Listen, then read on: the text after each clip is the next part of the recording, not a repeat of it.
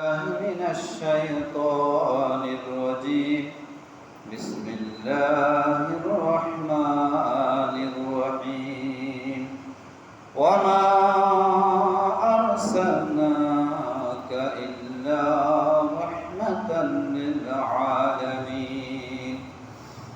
وقال تعالى في شان حبيبه مخبرا وآمرا: إن الله وملائكته يصلون على النبي يا أيها الذين آمنوا صلوا عليه وسلموا تسليما. صلى الله على سيدنا محمد وآله وأصحابه وسلم. بلغ العلا بكماله كشف الدجى بجماله حسنت جميع خصاله صلوا عليه وآله. মুহতারাম ওয়াল মুআজ্জাজ, আজকে সালাতুল জুমা আদের উদ্দেশ্যে আগত সমবেত সম্মানিত মুসলমান ভাই বন্ধুগণ, মহান আল্লাহ সুবহানাহু ওয়া তাআলার মহান অসীম সমীপে অসংখ্য শুকর এবং সুজুদ জ্ঞাপন করছি যে রব্বুল ইজ্জত ওয়াল জালাল অত্যন্ত মেহেরবানি করে আমাদেরকে এমন একটি মাসে উপনীত হওয়ার তৌফিক দান করেছেন, যে মাসের মধ্যেই এই পৃথিবীর মধ্যে তিনি প্রেরণ করেছেন মহাকালের এক শ্রেষ্ঠ মহামানব, দুনিয়ার ইতিহাসে সবচেয়ে শ্রেষ্ঠ মহা ব্যক্তিত্ব, মানবতার পরম বন্ধু, সমগ্র মানবতা মনুষ্যত্বের জন্য মহান আল্লাহ সুবহানাহু ওয়া তাআলার পক্ষ থেকে রাহমত স্বরূপ শ্রেষ্ঠ চরিত্রের অধিকারী সাইয়েদনা মুহাম্মদ রাসূলুল্লাহ সাল্লাল্লাহু আলাইহি ওয়াসাল্লাম। সম্মানিত উপস্থিতি, আজকে আমি আলোচনার অংশ হিসেবে আল্লাহ সুবহানাহু ওয়া তাআলার আখিরি কালামে রব্বির সূরাতুল আম্বিয়া এর 107 নং আয়াত তেলাওয়াত করেছি। আজকের আলোচনার মূল বিষয় মুহাম্মদ রাসূলুল্লাহ সাল্লাল্লাহু আলাইহি সাল্লাম সমগ্র দুনিয়াবাসীর জন্য আল্লাহর পক্ষ থেকে একটি রহমত। যেহেতু রাবিউল আউয়াল মাস চলছে, আজকে রাবিউল আউয়াল মাসের 9 তারিখ দ্বিতীয় জুমা। সারা মাস ব্যাপী এবং পরেও মুহাম্মদ রাসূলুল্লাহ ইসলামের মহব্বত ভালোবাসা নিয়ে, মুহাম্মদ রাসূলুল্লাহ ইসলামের জীবন ও কর্ম নিয়ে কথা বলার দরকার আছে না নাই? আছে। আমি কত জমায় আপনাদের সামনে মুহাম্মদ রাসূলুল্লাহ সাল্লাল্লাহু আলাইহি সাল্লামের আগমনের উদ্দেশ্য নিয়ে আল্লাহর কোরআন থেকে সামান্য কথা বলেছি। আজকে কথা বলবো মুহাম্মদ রাসূলুল্লাহ সাল্লাল্লাহু আলাইহি সাল্লাম কে আল্লাহ তাআলা আমাদের মধ্যে প্রেরণ করেছেন আমাদের উপকারে, আমাদের জন্য রহমত করে। আল্লাহর কোরআন থেকে সামান্য কথা বলবো ইনশাআল্লাহ। ওয়া মা তাওফীকি ইল্লা বিল্লাহ। আল্লাহ রাব্বুল ইজ্জত ওয়াল জালাল কোরআনুল কারীমের সূরা আল আম্বিয়া 107 নং আয়াতে বলেছেন মুহাম্মদ রাসূলুল্লাহকে লক্ষ্য করে, ওয়া মা আরসালনাকা ইল্লা রাহমাতাল লিল আলামিন। রাসূল, আমি আপনাকে প্রেরণ করেছি সমগ্র দুনিয়াবাসীর জন্য রহমত করে। রহমতটা কার? আল্লাহ, করুণার স্বরূপ সমগ্র মানবতার জন্য মুহাম্মদ রাসূলুল্লাহ আল্লাহ তাআলার পক্ষ থেকে একজন রহমত।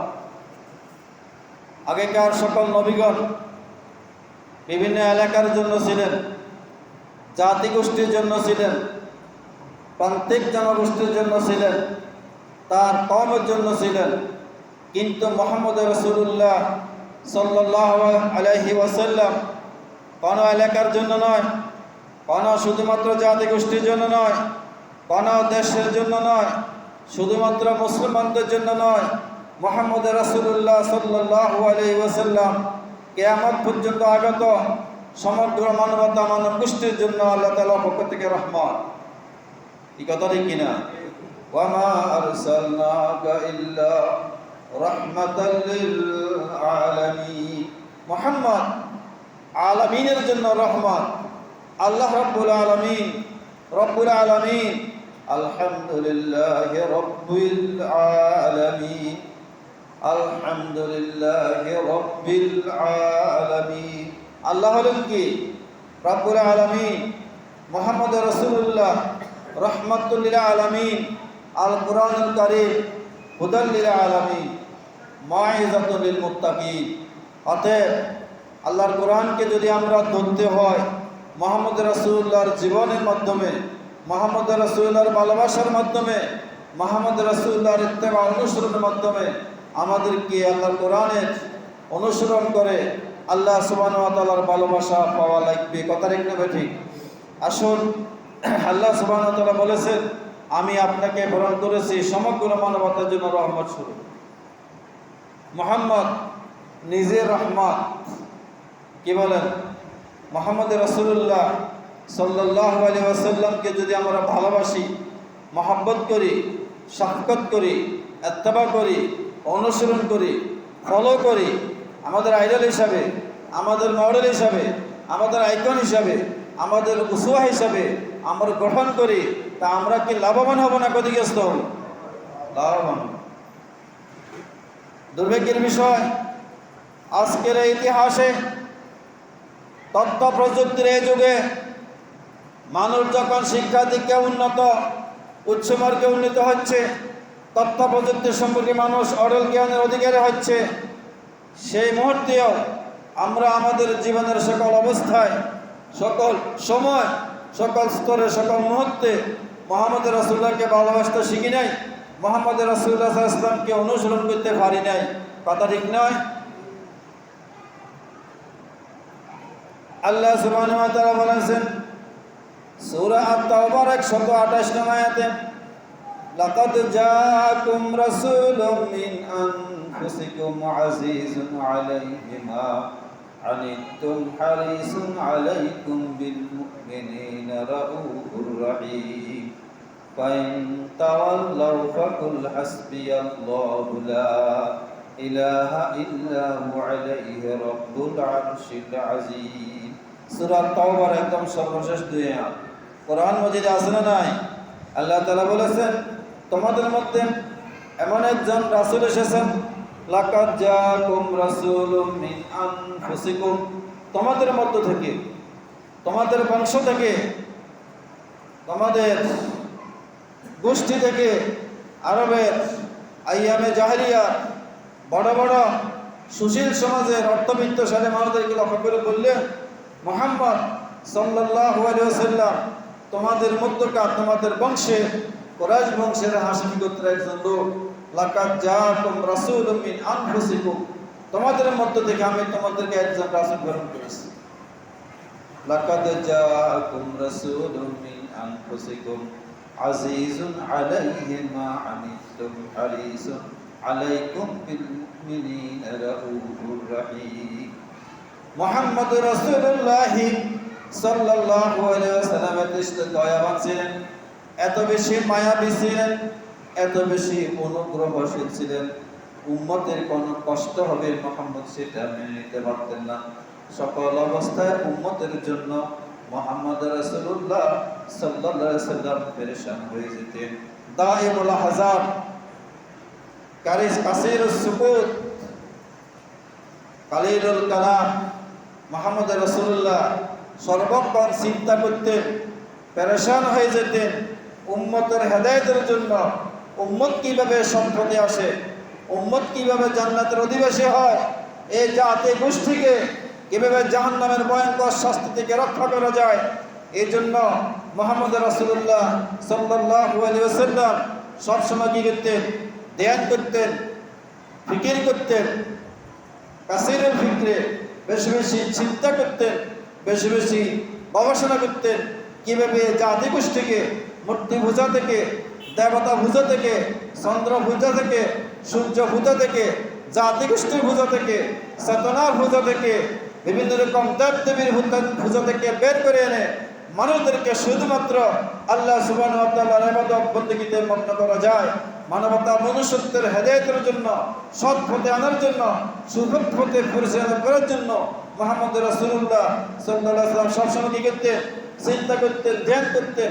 হারিসুন আলাইকুম আদম বেশি চিন্তিত ছিলেন, আগ্রহী ছিলেন, লোভী ছিলেন যে মানবতা মনুষ্যত্বকে সৎ পথে আনার জন্য।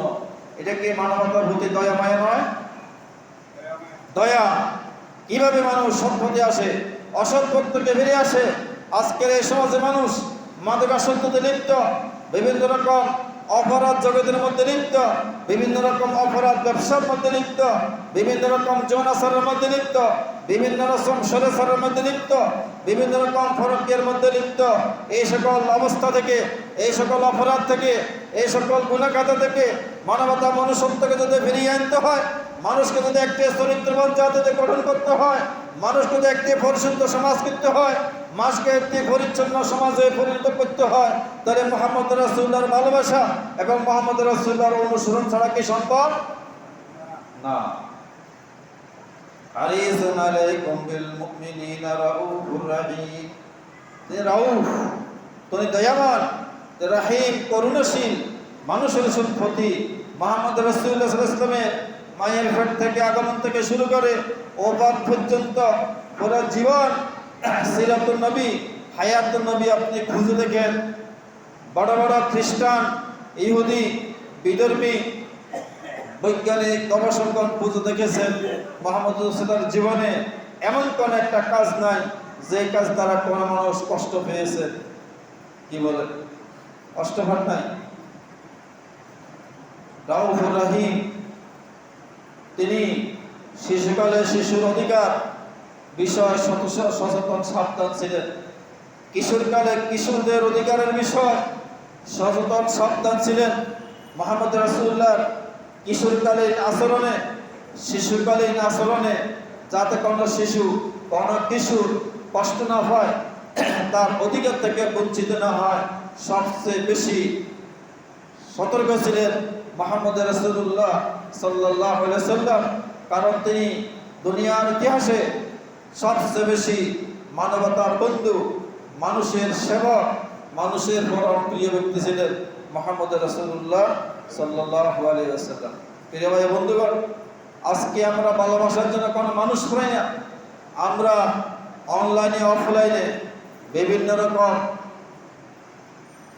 নাস্তিক, বখাটে, বিভিন্ন রকম নিকৃষ্ট জাতের ব্যক্তিবর্গকে এবং বিভিন্ন রকম পরকীয়া লিপ্ত হই।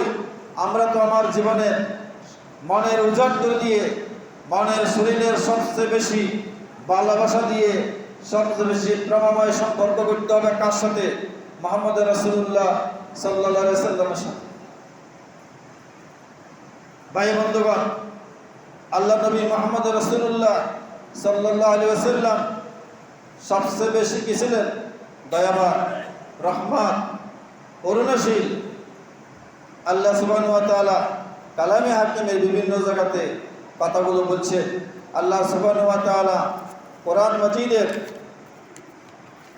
আল ইমরানের সূরা আল ইমরানের 159 আয়াতে বলছেন, ওয়া বিমা রাহমাতিন মিনাল্লাহি লিনতা লাহুম ওয়া লাউ কুনতা ফাজ্জান গালিযাল কলবি লানফাদ্দু মিন হাওলিক ফা'ফু আনহুম ওয়াস্তাগফির লাহুম ওয়া শাবিরহুম ফিল আমর ওয়া ইযা আযামতা ফাতাওয়াক্কাল আলাল্লাহ ইন্নাল্লাহা ইউহিব্বুল মুতাওয়াক্কিলিন। কে বলেছেন? আল্লাহ। সূরা আল ইমরান আয়াত নং 159। আল্লাহ তাআলা আল্লাহ রাসূলকে বললেন, রাসূল ওয়া রাহমাতুম মিনাল্লাহি লিনতা লাহুম। আরবিতে লানা ইয়ালিনু মানে খুব কোমল, খুব নরম, লিকুইড জাতের হয়ে যাওয়া। কি বলে?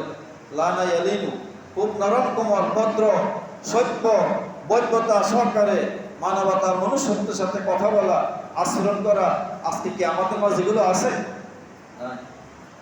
অর্থবিত্তের অধিকারী, স্বার্থের অধিকারী, দাপট সম্মান ক্ষমতার অধিকারী মানুষেরা আজকে গরিব, অসহায়, দরিদ্র, খেটে খাওয়া মানুষ, রিক্সাওয়ালা, শ্রমিক, ঠেলা গাড়িওয়ালা, সমাজের নিম্ন শ্রেণীর মানুষ আমরা যাদেরকে বলি, তাদের সাথে কি সুন্দর করে, সুন্দর আচরণ করে, সুন্দর বাক্য বিনিময় করে কথা বলেন? না, না। কিন্তু মুহাম্মদ রাসূলুল্লাহ সাল্লাল্লাহু আলাইহি ওয়াসাল্লাম একজন খাদেমের সাথে, একজন কর্মচারীর সাথে কোনো সময় অসুন্দর করে কথা বলেন নাই। অতএব আপনি আর আমি যদি মুহাম্মদ রাসূলুল্লাহর এই সুন্নাহকে পালন করতে না পারি, সকল ধরনের, সকল পেশা, সকল প্রকার, সকল স্থানের মানুষের সাথে সুন্দর ব্যবহার আচরণ করতে না পারি, তাহলে বুঝে গেল আমার মধ্যে, আমার মাঝে মুহাম্মদ রাসূলুল্লাহর মহব্বত, ভালোবাসা নাই, নাই। যদি ভালোবাসা থাকে, মুহাম্মদ সাল্লাল্লাহু আলাইহি ওয়াসাল্লামের যদি মহব্বত থাকে, মুহাম্মদ রাসূলুল্লাহর জীবনের প্রত্যেকটা সুন্নাহকে আমাকে মেনে চলতে হবে, অনুসরণ করতে হবে, ফলো করতে হবে। وَبِمَا رَحْمَةٍ مِّنَ اللَّهِ لِنتَ لَهُمْ। আপনি যে মানুষের প্রতি নরম, কোমল, ভদ্র, আপনার প্রতি এটা আল্লাহর রহমত। কার রহমত? আল্লাহর রহমত। আল্লাহ পাক আপনাকে এরকম যোগ্যতা, দক্ষতা দিয়েছেন, আপনি প্রত্যেকটা সাহাবীর সাথে সুন্দর কোমল ভাষা কথা বলতে পারেন। فَبِمَا رَحْمَةٍ مِّنَ اللَّهِ لِنتَ لَهُمْ وَلَوْ كُنْتَ فَظًّا غَلِيظَ الْقَلْبِ لَانفَضُّوا مِنْ حَوْلِكَ। আল্লাহ বলতেছেন, আল্লাহ রাসূল দেখেন, আপনি যদি রূঢ়ভাষী হইতেন, কঠিনভাষী হইতেন, কর্কশভাষী হইতেন, তাহলে সাহাবারা ইসলাম গ্রহণ না করে আপনার আশেপাশের নেওয়া থেকে সবাই আপনার পাশ থেকে দূরে সরে যেত, কেটে ফেলতো, কেউ কোনো মুহাম্মদ সাল্লাল্লাহু আলাইহি কাছে আসতো না। কিন্তু সাহাবায়ে কেরাম, আবু বকর, ওমর, ওসমান, আলী সহ সাহাবায়ে কেরাম ইসলাম গ্রহণ করেছেন মুহাম্মদ রাসূলুল্লাহর সুন্দর ব্যবহার, সুন্দর আচরণ থেকে, না গায়ে জোরে, সুন্দর ব্যবহার দেখে, ইসলামের সৌন্দর্য দেখে, ইসলামের বড়ত্ব দেখে, ইসলামের উদারতা দেখে, ইসলামের ক্ষমা সুন্দর নীতির আদর্শ দেখে বড় বড় সে সময়কার বাঘা বাঘা মানুষ, খালিদ বিন ওয়ালিদ, সাইয়েদনা ওমর, হামজা, আবু, সমস্ত সে সময়কার বড় বড় বংশীয় ব্যক্তিবর্গ ইসলাম গ্রহণ করেছেন মুহাম্মদ রাসূলুল্লাহর আদর্শ থেকে, সুন্নাহ থেকে, মায়াবী মমতা, উদারতা, বড়ত্ব, ইসলামের সুশৃঙ্খল সৌন্দর্য দেখে। আজকেও আমরা আমাদের সমাজে ইসলামের এই সমস্ত সৌন্দর্য, এই সমস্ত উদারতা, এই সমস্ত বড়ত্ব ফুটে তোলা দরকার কি নাই? দরকার আছে না নাই? আছে।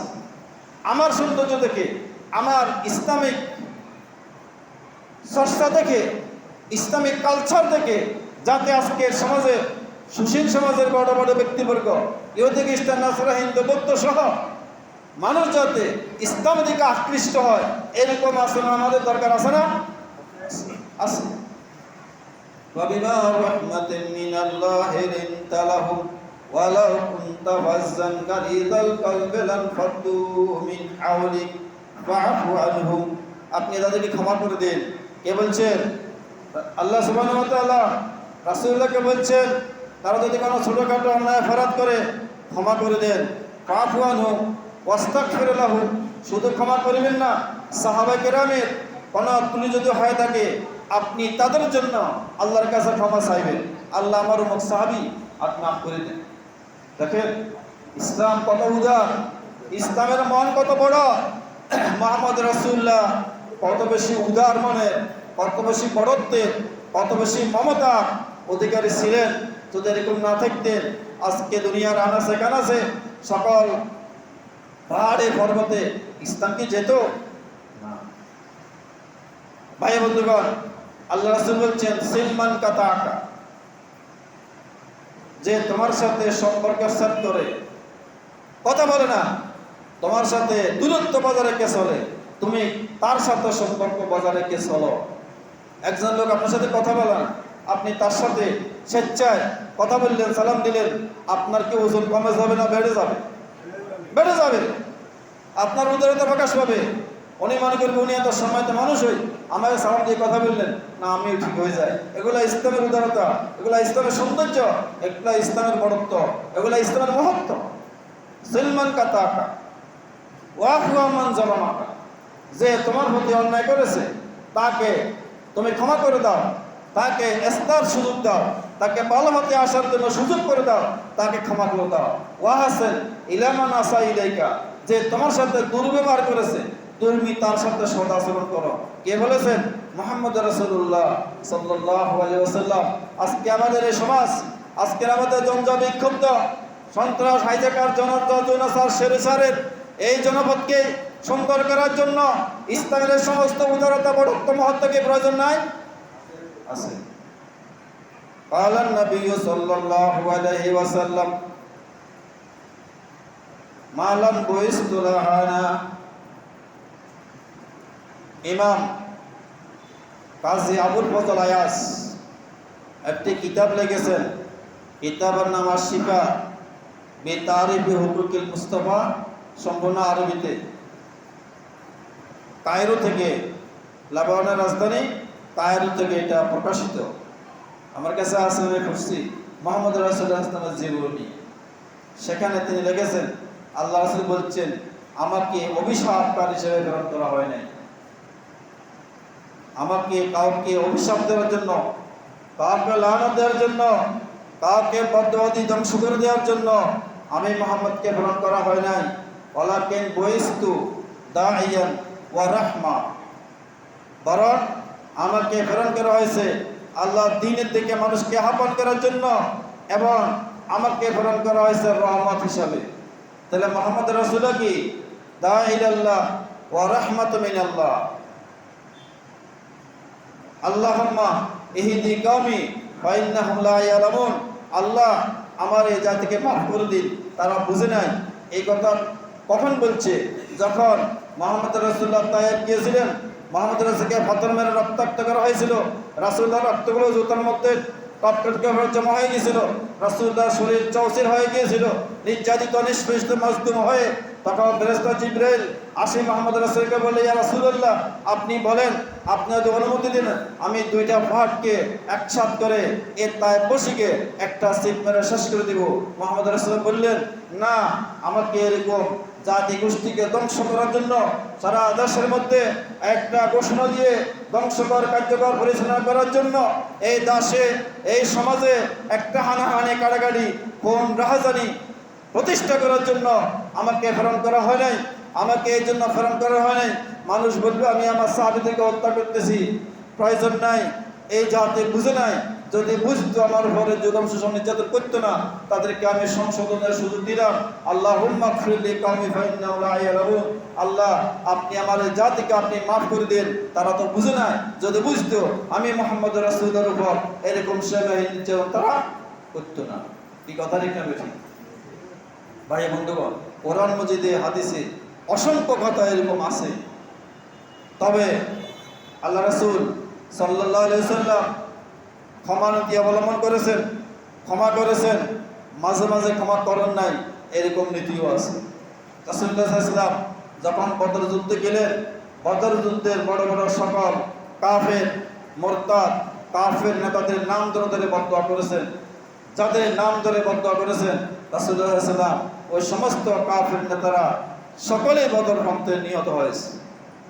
এবং মক্কা বিজয়ের সময় আল্লাহ রাসূল বললেন, লা তাসরিবা আলাইকুম আল-ইয়াওমা আনতুম তুলাকা, আজকে কোনো প্রতিশোধ নেই, তোমরা মুক্ত, তোমাদেরকে আমি সাধারণ ক্ষমা করে দিলাম। কিন্তু কয়েকজন লোকের নাম রাসূলুল্লাহ বলছেন ওদের কোনো ক্ষমা নাই। কি কথা বুঝেন? ওদের ক্ষমা নাই। ওরা সীমাহীন অত্যাচার করেছে মুহাম্মদ রাসূলুল্লাহ সাল্লাল্লাহু আলাইহি ওয়াসাল্লামের উপরে। অতএব আমরা আমাদের আজকের জীবনে, প্রাত্যহিক জীবনে, আমাদের পারিবারিক আর্থসামাজিক জীবনে আমরা যদি একটা সুন্দর পরিবেশ তৈরি করতে হয়, মুহাম্মদ রাসূলুল্লাহর সুন্নাহকে অনুসরণ করতে হবে, মুহাম্মদ রাসূলুল্লাহকে ভালোবাসতে হবে। আল্লাহ রাসূল সাল্লাল্লাহু আলাইহি ওয়াসাল্লাম বলছেন, লা ইউমিনু আহাদুকুম হাত্তা আকুনা হাব্বা ইলাইহি মিন ওয়ালিদিহি ওয়া ওয়ালাদিহি ওয়ান নাস আজমাইন। তোমাদের মধ্যে কেউ যদি আমাকে তার চেয়ে, তার মাতা পিতার চেয়ে, তার সন্তান সন্ততির চেয়ে বেশি ভালো না বাসে, তাহলে ওই ব্যক্তি ঈমানদার নয়। আমার চেয়ে, আমার আত্মমর্যাদার চেয়ে মুহাম্মদ রাসূলুল্লাহর মর্যাদা বেশি না কম? কোটি কোটি বেশি। সমস্ত আম্বিয়াদের যিনি সর্দার, অর্থাৎ আমার সম্মান আছে, মুহাম্মদ রাসূলুল্লাহর সম্মান বেশি। আমার ইজ্জত আছে, মুহাম্মদ রাসূলের একটা সুন্নতের ইজ্জত বেশি। আমার বংশমর্যাদার চেয়ে, আমার বংশ গৌরব থেকে, আমার পারিবারিক আর্থসামাজিক তাপন মর্যাদা সম্মান এগুলোর চেয়ে মুহাম্মদ রাসূলের একটা সুন্নতের মর্যাদা বেশি না কম?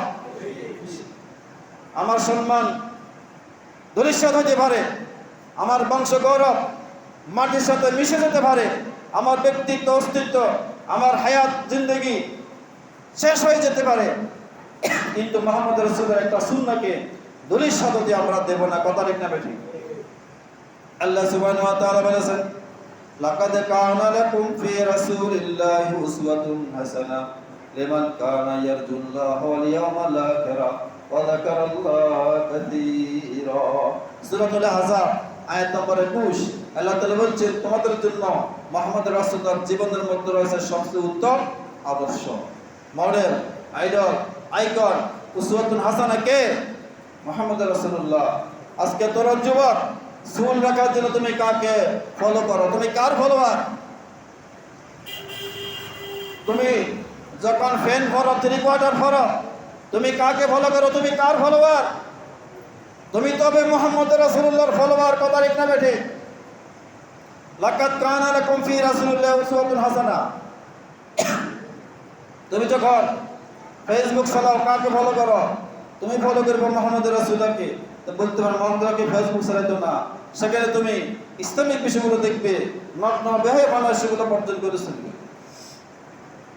তুমি যখন একটা পরিবার চালাবে, কাকে অনুসরণ করবে? মুহাম্মদ রাসূলুল্লাহকে।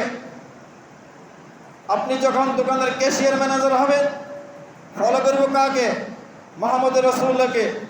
আপনি যখন একটা পরিবার চালাবেন, একটা সমাজ চালাবেন, একটা রাষ্ট্র চালাবেন, একটা ব্যাংক চালাবেন, একটা ইন্স্যুরেন্স চালাবেন, সেনাবাহিনী চালাবেন, বিমান বাহিনী পরিচালনা করবেন, ডিজিএফআই পরিচালনা করবেন, সকল ক্ষেত্রে একমাত্র মডেল এবং আইডল হবে কে? মুহাম্মদ রাসূলুল্লাহ সাল্লাল্লাহু আলাইহি ওয়াসাল্লাম। আজকে এইগুলা থেকে আমরা বিমুখ হওয়ার কারণে আমাদের ধ্বংস অনিবার্য। আমরা পিছনের দিকে যাচ্ছি, সামনে যাওয়া আমাদের পক্ষে সম্ভব হচ্ছে না। ভাই বন্ধুগণ, আল্লাহ তাআলা বলছেন, ওয়া ইন্নাকা লাআলা খুলুকিন আযীম। কোরআন মাজিদের সূরা আল কলম আয়াত নম্বর 6, মুহাম্মদ আপনি একমাত্র সর্বশ্রেষ্ঠ চরিত্রের অধিকারী। কে বলেছেন? আজকে মুহাম্মদুল্লাহ চরিত্র আমাদের মাঝে কি আছে? মুহাম্মদ রাসূলুল্লাহ দাড়ি কি আমাদের মাঝে আছে? মুহাম্মদ রাসূলুল্লাহ টুপি জামা কাপড় আমাদের মাঝে আছে? মুহাম্মদ রাসূলুল্লাহ মেসওয়াক আমাদের মাঝে আছে? মুহাম্মদ রাসূলুল্লাহ পরিবার নীতি আমাদের মাঝে আছে? মুহাম্মদ রাসূলুল্লাহ সমাজ নীতি কি আমাদের মাঝে আছে? মুহাম্মদ রাসূলুল্লাহ অর্থনীতি কি আমাদের মাঝে আছে? মুহাম্মদ রাসূলুল্লাহ কৃষ্টি কালচার কি আমাদের মাঝে আছে? নাই। না থাকার কারণে আমরা কি লাভবান হচ্ছি না ক্ষতিগ্রস্ত হচ্ছি? ক্ষতিগ্রস্ত হচ্ছি। রবিউল আউয়াল মাসের কারণে এই সব কিছু আমাদেরকে ফুট আপ করে, মুখ খুলে, প্রাণ খুলে কথা বলতে হবে এবং কথা শুনতে হবে। ভাই বন্ধুগণ, আল্লাহ তাআলা বলেন, মা আরসালনাকা ইল্লা কাফাতাল লিন-নাসি বাশীরা ওয়া নাযীরা ওয়ালাকিন্না আকসারান নাসি ইয়ালামুন। রাসূল, আমি আপনাকে সমগ্র মানবতার জন্য বাশীর এবং নাযীর করে প্রেরণ করেছি। মানুষকে সংবাদ দিয়েছেন, হতাশ করেন নাই। মানুষকে জান্নাতের পথে আহ্বান করেছেন, জান্নাতের উপযুক্ত যাত্রী হিসাবে পরিগঠন করেছেন কে? মুহাম্মদ রাসূলুল্লাহ সাল্লাল্লাহু আলাইহি ওয়াসাল্লাম। আবু বকর তৈরি করেছেন, ওমর তৈরি করেছেন, ওসমান তৈরি করেছেন, আলী তৈরি করেছেন। মুহাম্মদ রাসূলুল্লাহ সাল্লাল্লাহু আলাইহি ওয়াসাল্লাম মিম্বরের স্থানে দাঁড়িয়ে বা বসে বলেছেন, ইন্না আবু বকর ফিল জান্নাহ ওয়া উমর ফিল জান্নাহ ওয়া উসমান ফিল জান্নাহ ওয়া আলী ফিল জান্নাহ ওয়া তালহা ফিল জান্নাহ ওয়া সাদ ফিল জান্নাহ ওয়া জুবাইর ফিল জান্নাহ ওয়া সাদ ইবনে আবি ওয়াক্কাস ফিল জান্নাহ। কে বলেছেন? মুহাম্মদ রাসূলুল্লাহ জিন্দা থাকতে মসজিদের মিম্বরে বসে ঘোষণা দিয়েছেন, আবু বকর জান্নাতে যাবে, ওমর জান্নাতে যাবে, ওসমান জান্নাতে যাবে, আলী জান্নাতে যাবে, তালহা জান্নাতে যাবে, জুবাইর জান্নাতে যাবে, আবু বকর ইবনে আবু ওয়াক্কাস জান্নাতে যাবে, সাদ ইবনে তালহা জান্নাতে যাবে। এই 10 জনের নাম একসাথে বলেছেন। এই হাদিসের বিভিন্ন জায়গাতে বিভিন্ন জনকে বিভিন্নভাবে জান্নাতে সুসংবাদ দিয়েছেন। মুহাম্মদ রাসূলুল্লাহ ইসলাম নিজের সুন্নাহ দিয়ে, আদর্শ দিয়ে, কোরআন দিয়ে, আইডিওলজি দিয়ে এই সমস্ত মানুষদেরকে গঠন করতে সম্ভব হয়েছিলেন কিনা? আজকে যদি আমরা মুহাম্মদ রাসূলুল্লাহ সুন্নাহকে অনুসরণ করি, মুহাম্মদ রাসূলুল্লাহকে অত্যধিক পরিমাণে ভালোবাসি, হাদিসগুলো অনুসরণ করে কোরআনগুলো পড়ি, আজকের এই সমাজেও সাহাবী তৈরি হওয়া সম্ভব নয়, কিন্তু তাদের মতো মানুষ তৈরি হওয়া সম্ভব। আমরা কি আছি সে লাইনে? নাই। আল্লাহ তাবারক ওয়া তাআলা বলেছেন, ইন্না আরসালনাকা বিল হাক্কি বাশীরা ওয়া নাযীরা। সূরা আল ফাতির, কোরআন মাজিদের 22 সূরা আল ফাতির 24 নম্বর আয়াত, ইন্না আরসালনাকা বিল হাক্কি বাশীরা ওয়া নাযীরা। আমি সত্যিকার অর্থে আপনাকে বাশীর এবং নাজির করে প্রেরণ করেছি। বাশীর মানে মানুষকে সংবাদ দিয়েছেন, সুসংবাদ দিয়েছেন, মানুষদেরকে আশাহত করার না আশা দিয়েছেন, মানুষদেরকে জান্নাতি করার জন্য চেষ্টা করেছেন। আর নাজির মানে কোন কোন কাজ করলে মানুষ জাহান্নামে যাবে সেই কাজগুলো সুস্পষ্টভাবে ব্যক্ত করে ঘোষণা করে মানুষকে বুঝিয়ে দিয়েছেন মুহাম্মদ রাসূলুল্লাহ সাল্লাল্লাহু আলাইহি ওয়াসাল্লাম। আল্লাহ সুবহানাহু ওয়া তাআলা সূরাতুল আহজাবের ৪৫ নং আয়াতের মধ্যে বলেছেন, ইয়া আইয়ুহান নাবিয়্যু ইন্না আরসালনাকা শাহিদান ওয়া মুবাশশিরান ওয়া নাযীরা ওয়া দাঈয়ান ইলাল্লাহি বিইজনিহি ওয়া সিরাজাম মুনীরা। আমি আপনাকে বাস্তব একজন সাক্ষ্য হিসেবে প্রেরণ করেছি। বাস্তব সাক্ষ্য মানে আল্লাহর কোরআন, ৩০ পারা কোরআনের উপর মুহাম্মদ রাসূলুল্লাহ ছিলেন বাস্তব জীবন্ত কোরআন। আমাদের সামনে যে কোরআন আছে এটা লিখিত কোরআন, মুহাম্মদ রাসূলুল্লাহ জীবন্ত কোরআন। কথাকে আমি বুঝাতে পারছি?